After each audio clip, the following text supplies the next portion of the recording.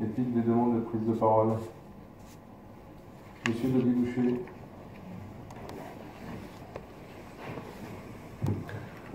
Monsieur le Président, mes chers collègues, ce prêt de 10 millions d'euros qui a été donc accordé par Dexia Crédit Local à notre communauté de communes revient à l'ordre du jour. Nous en avions débattu, nous en débattons régulièrement, et la dernière fois c'était en mars 2016.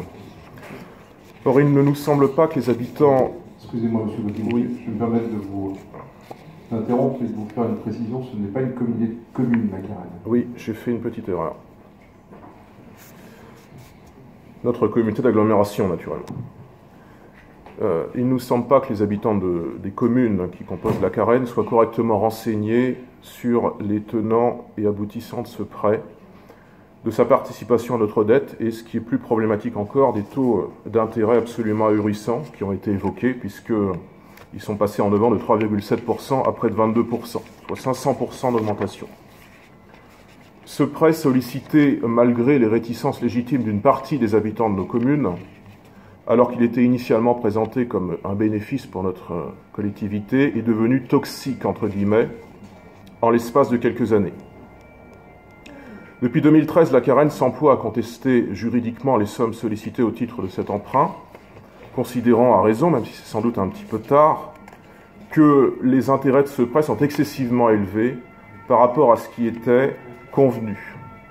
Or, comme l'a rappelé M. Arnaud à l'instant, le 26 mai dernier, nous rappelle par ailleurs l'exposé de cette délibération, le tribunal de grande instance de Nanterre a débouté la Carène de ses demandes concernant ce prêt.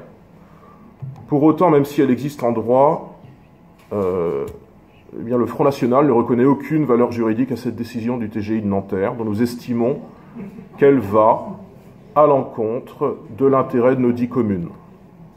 Nous persistons également à considérer que pour provisionner ce désendettement, venir ponctionner les ressources destinées à la fois à l'assainissement public et surtout à notre eau potable, c'est une décision aberrante. Donc vous êtes pour le coup, nous semble-t-il, Monsieur le Président, responsable, puisque je suppose qu'il ne vous est pas demandé précisément, explicitement, pour rembourser la dette et notamment les intérêts, de ponctionner le budget annexe de l'eau potable.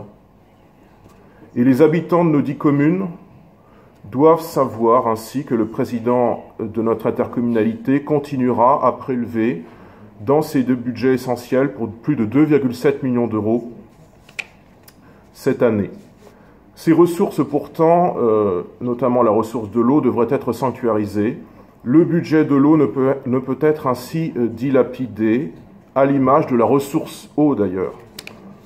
Je le rappelle, dans cette période un petit peu troublée, je n'ose pas dire turbide, où l'on banalise le fait, par exemple, de vandaliser des bornes anti-incendie, en nous expliquant dans nos banlieues qu'il s'agit simplement d'actes d'incivilité anti-chaleur, paraît-il.